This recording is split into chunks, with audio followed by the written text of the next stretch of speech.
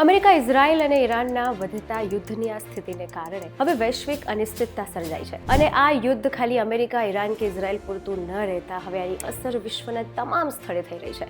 આની અસર ગુજરાતમાં પણ થઈ છે. ગુજરાતના કેટલા બધા ઉદ્યોગો આ યુદ્ધથી પ્રભાવિત થયા છે. ગુજરાતની ટેક્સટાઇલ, હીરા, જ્વેલરી આ બધાના ઉદ્યોગોમાં પણ ખૂબ મોટી અસર જોવા મળી છે અને જો પરિસ્થિતિ વધારે ખરાબ થશે તો આ કામદારોને પોતાની નોકરી ગુમાવવાનો વારો પણ આવી શકે છે. તો યુદ્ધની આ અસર ગુજરાતમાં ઉદ્યોગોમાં કેવી થશે, આ સાથે કોમોડિટી માર્કેટ, શેર માર્કેટની બીજી કઈ કઈ જગ્યા જે છે જ્યાં યુદ્ધથી પ્રભાવિત થશે જાણીશું આજના વિડીયોમાં.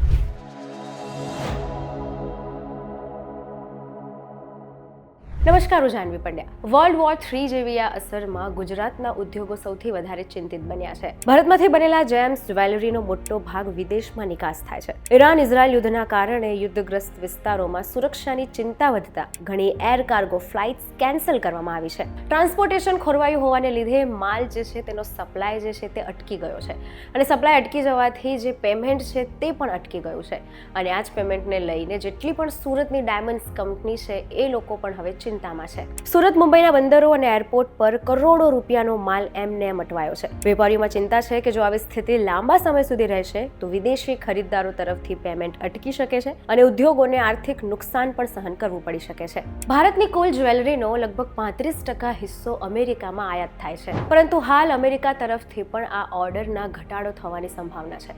ટેરિફ ઓછું થયું હતું, પરંતુ એની અસર પણ આ માર્કેટમાં એટલી બધી સારી નથી જોવા મળી. Gujarat chamber of commerce and ઇન્ડસ્ટ્રીના પ્રમુખ નિખિલ મદ્રાસીએ જણાવ્યું કે અમેરિકા અને ઇઝરાયલે ઈરાન પર હુમલા કર્યા છે અને ઈરાન પણ તેના જવાબમાં હુમલા કરી રહ્યું છે. વિશ્વના અન્ય વિસ્તારોમાં પણ તણાવની સ્થિતિ છે. એક તરફ પાકિસ્તાન અને અફઘાનિસ્તાન વચ્ચે સંઘર્ષ છે તો બીજી બાજુ રશિયા અને યુક્રેનનું પણ યુદ્ધ ચાલુ છે. આ સાથે એમણે એવું પણ કહ્યું કે આખી દુનિયામાં હાલ અનિશ્ચિતતાનો માહોલ છે.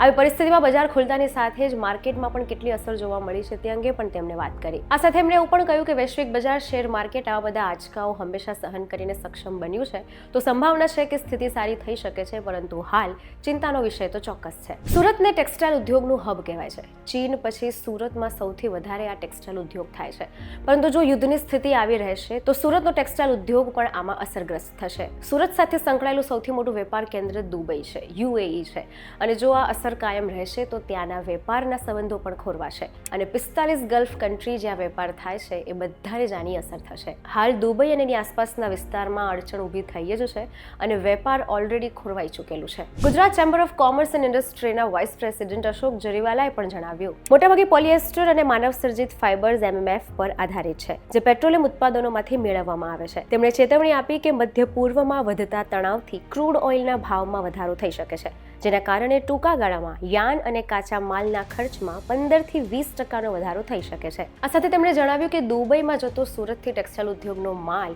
એમાં સૌથી વધારે વેપાર કેન્દ્ર દુબઈ છે, કારણ કે સુરતના કાપડ નિકાસ માટે દુબઈ પ્રવેશ દ્વાર તરીકે કામ કરે છે અને વર્તમાન જીઓપોલિટિકલ ઇસ્યુને લઈને ત્યાં શિપમેન્ટમાં પણ વિલંબ થઈ રહ્યો છે. તેમણે વિદેશી ખરીદદારો તરફથી ચૂકવણી સુરક્ષા અંગે પણ ચિંતા વ્યક્ત કરી અને આટલું જ નહીં, પરંતુ પેટ્રોકેમિકલ્સ, ખાતર, સોનું, ટ્રાન્સપોર્ટેશનનો ખર્ચ વધશે, ટિકિટ વધશે, કેટલી બધી સામાન્ય એવી બાબત પણ છે કે જે યુદ્ધના અસરને કારણે આ બધાનો સામનો પણ કરવો પડશે. અને એટલું જ નહીં, ગલ્ફ કન્ટ્રીમાં લાખો ભારતીયો કામ કરી રહ્યા છે.